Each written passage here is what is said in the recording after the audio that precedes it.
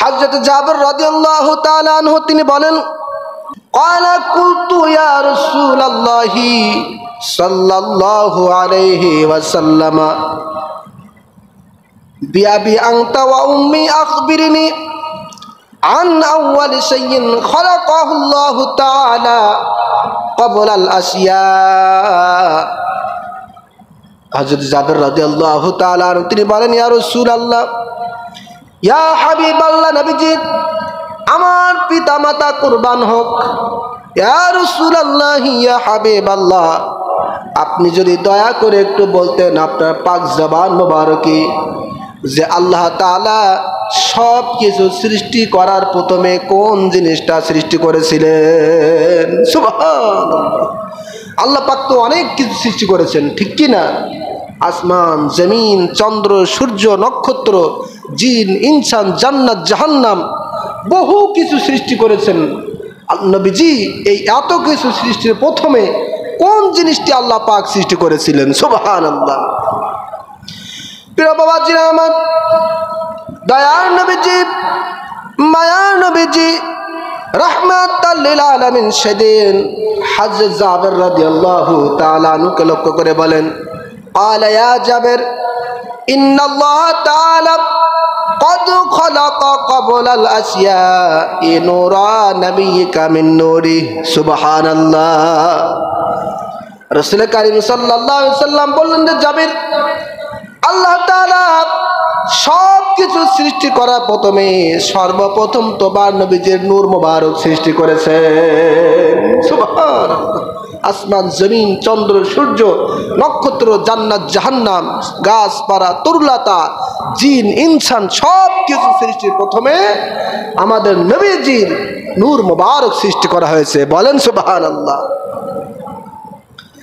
এজন্য হযরত আলী রাদিয়াল্লাহু তাআলা আনহু তিনি বলেন, খালাকা নূরা মুহাম্মাদিন ক্বাবলা আন ইয়াখলুকাস সামাওয়াতি ওয়াল আরদ ওয়াল কুরসিয়্যা ওয়াল কলামা ওয়াল জান্নাতা ওয়ান নার ওয়া ক্বাবলা আন ইয়াখলুকা আদম। সুবহানাল্লাহ। ইসলামের তৃতীয় খলিফা হযরত আলী রাদিয়াল্লাহু তাআলা আনহু তিনি বলেন, দুনিয়ার মানুষ আল্লাহ রাব্বুল আলামিন আসমান, জমিন, কুরসি, লৌহ কলম, জান্নাত এবং জাহান্নাম, এমনকি আমাদের সকলের আদি পিতা হযরত আদম আলাইহিস সালামকে সৃষ্টি করার আগে নবী মুহাম্মদের নূর মোবারক সৃষ্টি করেছেন। সুবহানাল্লাহ। সব কিছুর আগে নবীজির নূর মোবারক সৃষ্টি করা হয়েছে। চিল্লায় বলেন সুবহানাল্লাহ। এজন্য আমাদের দয়ার নবীজি, মায়ার নবীজি, রাহমাতাল লিল আলামিন নবীজির পাক জবান মোবারকে নিজে বলেছেন, কুনতু আউওয়ালান নাবিয়িনা ফিল খালকি ওয়া আখিরিহিম ফিল বাসি। দুনিয়ার মানুষ শোনো, দুনিয়ার মানুষ ভালো করে শোনো, সমস্ত নবীদের সৃষ্টি করার আগে আল্লাহ পাক আমি নবীজিকে সৃষ্টি করেছেন, কিন্তু দুনিয়াতে আসার সিরিয়াল অনুযায়ী আমি নবীজি এসেছি সকল নবীর শেষে। সুবহানাল্লাহ। সৃষ্টিগত দিক থেকে আমি হলাম সবার আগে, সব নবী রাসূলের প্রথমে, কিন্তু দুনিয়াতে আসতে যে সিরিয়াল অনুযায়ী আদম, শীষ, এভাবে করে ঈসা রুহুল্লাহ পর্যন্ত এক একজন নবী আগমন করেছেন, তাদের আগমনের ধারাবাহিকতা অনুযায়ী আমি নবীজি হলাম সবার শেষে। সুবহানাল্লাহ। কিন্তু সৃষ্টিগত দিক থেকে আমি হলাম সবার আগে। বলেন সুবহানাল্লাহ। প্যারা শুধু আপনার আমার দয়ার নবীজি, মায়ার নবীজি, রাহমাতাল লিল আলামিন নবীজি, তিনি যে কত আগে সৃষ্টি হয়েছেন সেটা কল্পনার বাইরে, ধারণার বাইরে। সুবহানাল্লাহ। কত ধারণার বাইরে। এ ব্যাপারে একটা সুস্পষ্ট বিখ্যাত হাদিস এসেছে। আল্লাহর হাবিব একদিন হযরত জিবরিল আমিনকে বললেন, জিবরাইল, তুমি তো পৃথিবীর শুরু থেকে আমি নবী মুহাম্মদ সাল্লাল্লাহু আলাইহি সাল্লাম পর্যন্ত বহু পয়গম্বরের কাছে ওহী নিয়ে এসেছো, ঠিক কিনা বলুন? বিভিন্ন নবী রাসূলের কাছে তুমি ইলহাম, ওহী নিয়ে তুমি নবীদের কাছে এসেছো, সুতরাং তোমার বয়স তো অনেক বেশি। রে জিবরাইল, একটু বলো দেখি তোমার বয়সটা কত হয়েছে? সুবহানাল্লাহ। পৃথিবীর শুরু থেকে একবার আমি নবী মুহাম্মদ সাল্লাল্লাহু আলাইহি সাল্লাম পর্যন্ত তোমার দায়িত্বই হলো নবীদের কাছে, রসুলদের কাছে ওহী নিয়ে আসা। বলেন সুবহানাল্লাহ। আর এই নবীরা ওহী পেয়ে, নবুয়াতির দায়িত্ব পেয়ে তারা তাদের নিজেদের মতো আল্লাহ তাআলার নির্দেশ অনুযায়ী দ্বীন ইসলাম প্রচার করেছেন। ইসলাম প্রচার করতে করতে কেউ 100 বছর, কেউ 200 বছর, কেউ 400-500 বছর, কেউ 1000 বছর, কেউ বিভিন্ন বয়সে তারা ইসলামের দাওয়াত দিয়ে তারা চলে গেছেন একের পর এক। কিন্তু জিবরাইল, তুমি তো যাও নাই, তোমার ধারা এখনো অব্যাহত রয়েছে, সুতরাং তোমার বয়স কত বেশি একটু বলতে পারো? সুবহানাল্লাহ। আল্লাহর হাবিব যখন এই কথা বললেন, কামা আমারতা মিনাস সিনিন, রে জিবরাইল তোমার বয়স কত হয়েছে? হযরত জিবরিল আমিন বললেন, ফাকালা ইয়া রাসূলুল্লাহ সাল্লাল্লাহু আলাইহি সাল্লাম লাস্তু আ'লাম, আমার বয়স কত হয়েছে নবীজি আমি সেটা সঠিক করে বলতে পারি না, আমি জানিও না। তবে একটা ধারণা আমি আপনাকে দিতে পারি, সেটা হলো লাস্তু আ'লামা গায়রা আন্না ফিল হিজাবির রাবি'i নাজমাই ইয়াতলাউ ফি কুল্লি ৭০ আলফা সানাতিন মাররাতান। বলেন সুবহানাল্লাহ। হযরত জিবরাইল বলছে, ইয়া রাসূলুল্লাহ, ইয়া হাবিবাল্লাহ, আমি তো একবারে পৃথিবীর শুরু থেকে নবী রাসূলদের কাছ থেকে আমি নবী রাসূলদের কাছে ওহী পৌঁছাই, আমার বয়স যে কত হয়েছে আমি বলতে পারি না।